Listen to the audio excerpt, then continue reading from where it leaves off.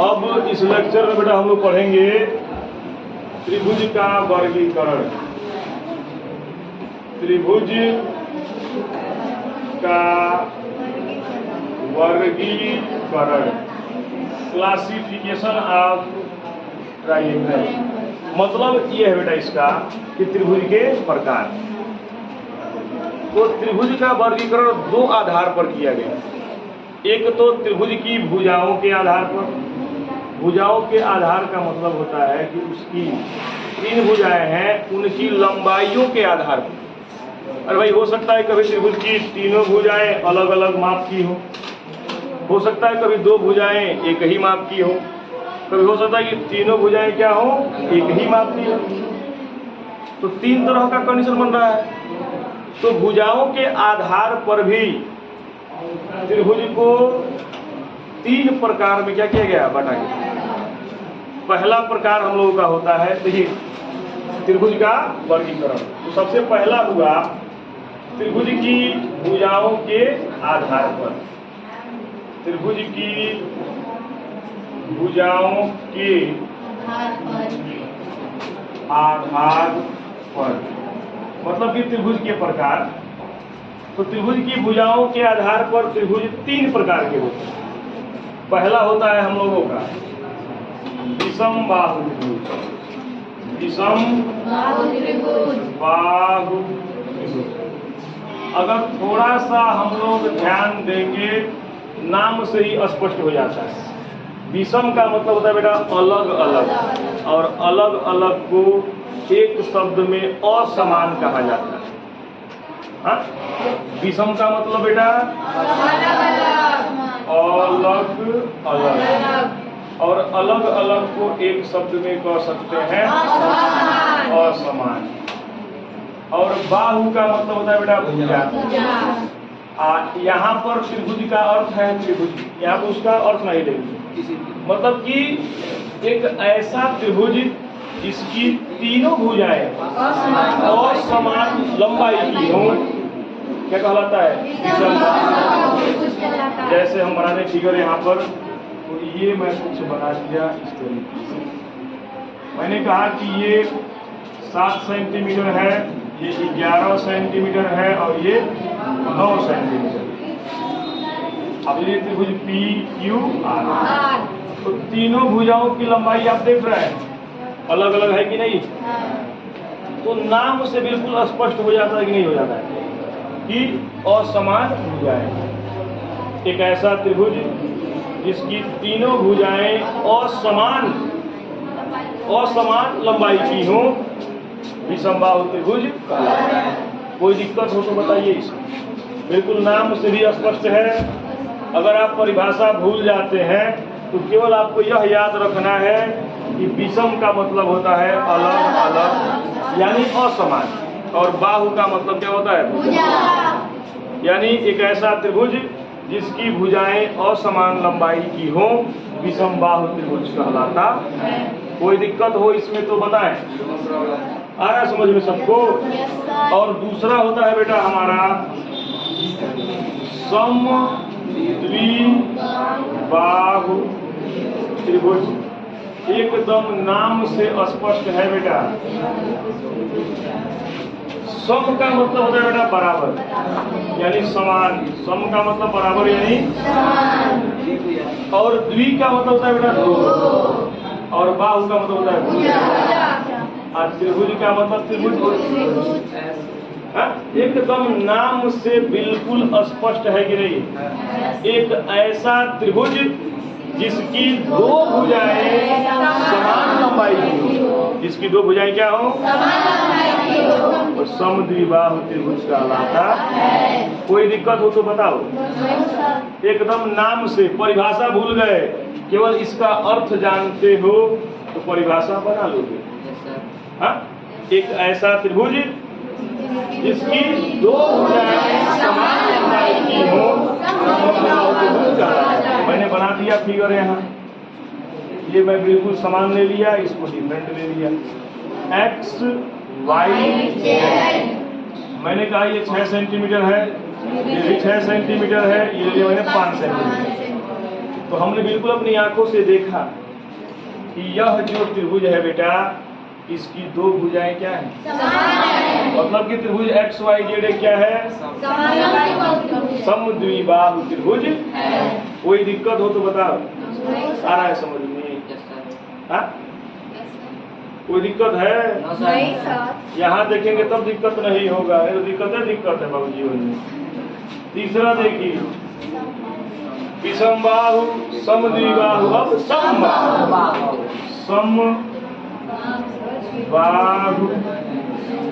त्रिभुज, समबाहु एकदम नाम से बिल्कुल स्पष्ट हो जा रहा है।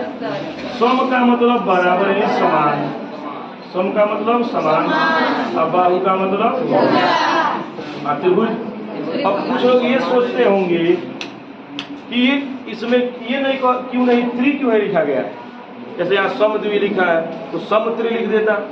ऐसा बात नहीं बेटा, क्योंकि त्रिभुज में कितनी भुजा होती है? तीन। तो वह त्रि न लिखे तो भी कोई दिक्कत उससे नहीं। समबाहु कह दिया गया, तो सम का मतलब बराबर और बाहु का मतलब भुजा।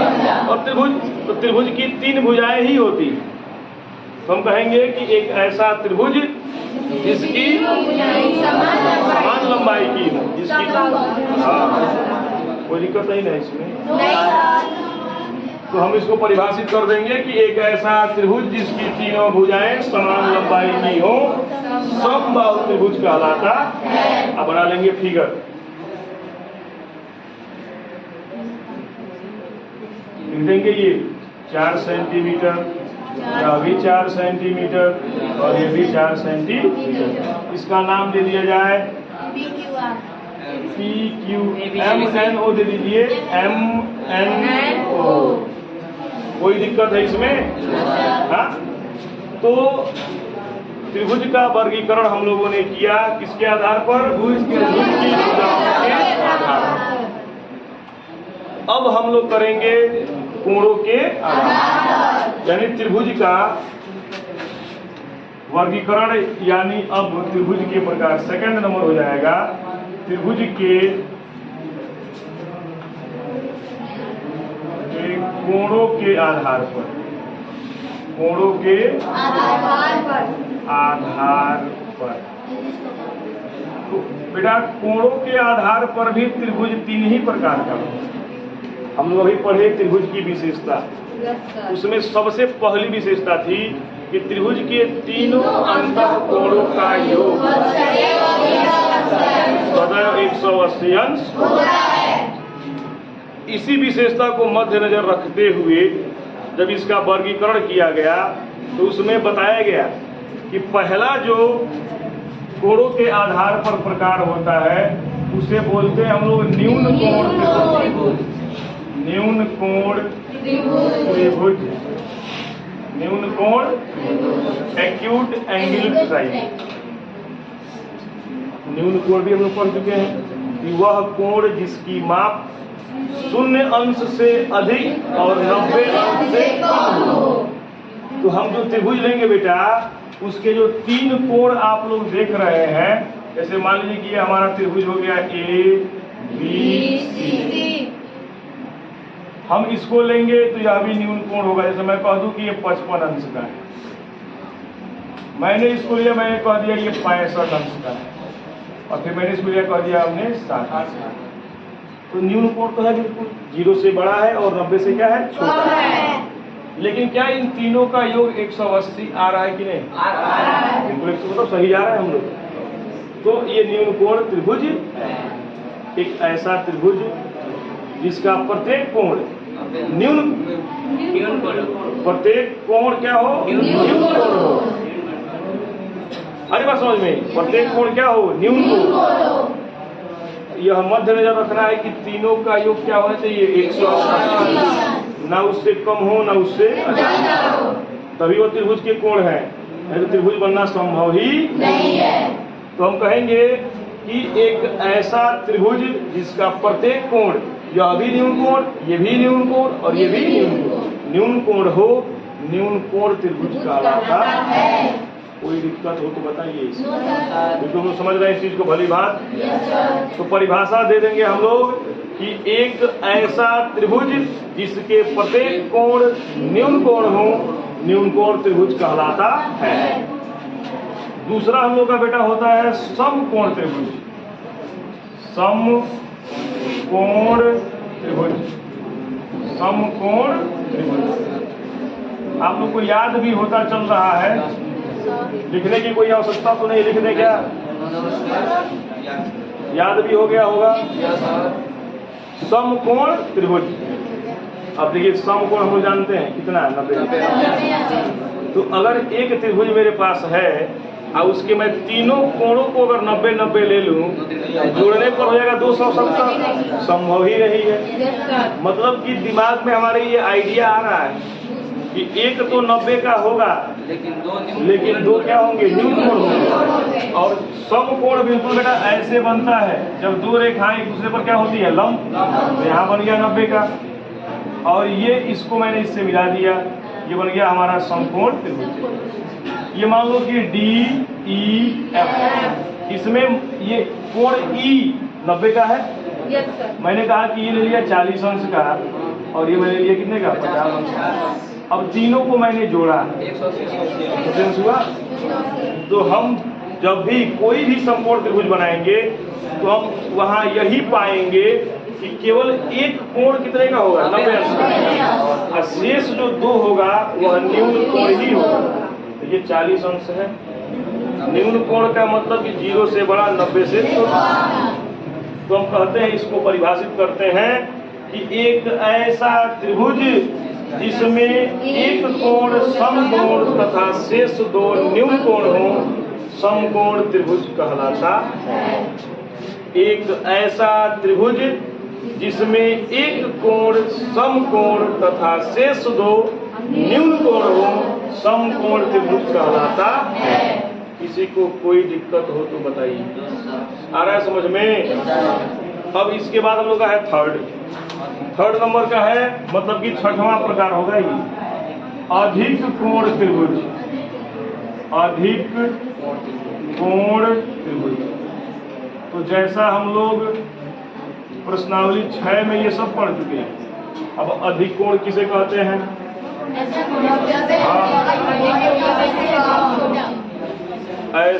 वह कोण जिसकी माप 90 अंश से अधिक और 180 अंश से कम हो, वह कहलाता है हमारा अधिक। तो अब ध्यान में बात आ गई कि भाई ये 90 से बड़ा हो रहा है, अब मुझे 3 कोण लेना है, और तीनों अगर मैं 90 से अधिक ले लूं, मान लो 91 ही ले लिया आपने, तो तीनों को जोड़ देंगे ना तो 273 हो जाएगा। भाई थोड़ा सा अधिक लिया आपने, 90 से 1 ही डिग्री अधिक किया, 91 डिग्री लिया, तो ये तो 273 बहुत अधिक हो गया ना। मतलब दिमाग में ये बात आई, जैसे समकोण में केवल एक ही समकोण होता है, उसी प्रकार अधिक कोण में केवल एक ही अधिक कोण होता है। अरे बात समझ में, आप अधिक कोण बनाएं कुछ इस तरीके से, ऐसे करके थोड़ा सा सीधा ना करके तिरछा कर दें, देख रहे हैं आप। ये कोण थोड़ा सा सीधा हो जाए तो 90 हो जाएगा ना। ये कोण हमारा हो गया अधिक कोण, फिर इसे इसको हमने मान लीजिए मिला दिया, ये मान लो हो गया 100 डिग्री का, ये तुम्हारा हो गया 35 अंश का, और ये तुम्हारा हो गया 45। तीनों को बेटा जोड़ो तो 180 हो रहा है क्या, बिल्कुल 180 ही होना चाहिए उसको। तो हम कहेंगे एक ऐसा त्रिभुज जिसमें एक कोण अधिक कोण तथा शेष दो न्यून कोण हो, अधिक कोण त्रिभुज कहलाता है। अरे ये बात समझ में, एक ऐसा त्रिभुज जिसमें एक कोण अधिक कोण तथा शेष दो न्यून कोण हो, अधिक कोण त्रिभुज कहलाता है। कोई दिक्कत? तो आज के इस लेक्चर में बस इतना है। कल हम लोग स्टार्ट करेंगे सर्वांगसम आकृतियां, और सर्वांगसम आकृति के बाद पढ़ेंगे सर्वांगसम त्रिभुज, और उसके बाद पढ़ेंगे त्रिभुजों के सर्वांग समता की कसौटियां या नियम या शर्तें। अरे बात समझ में।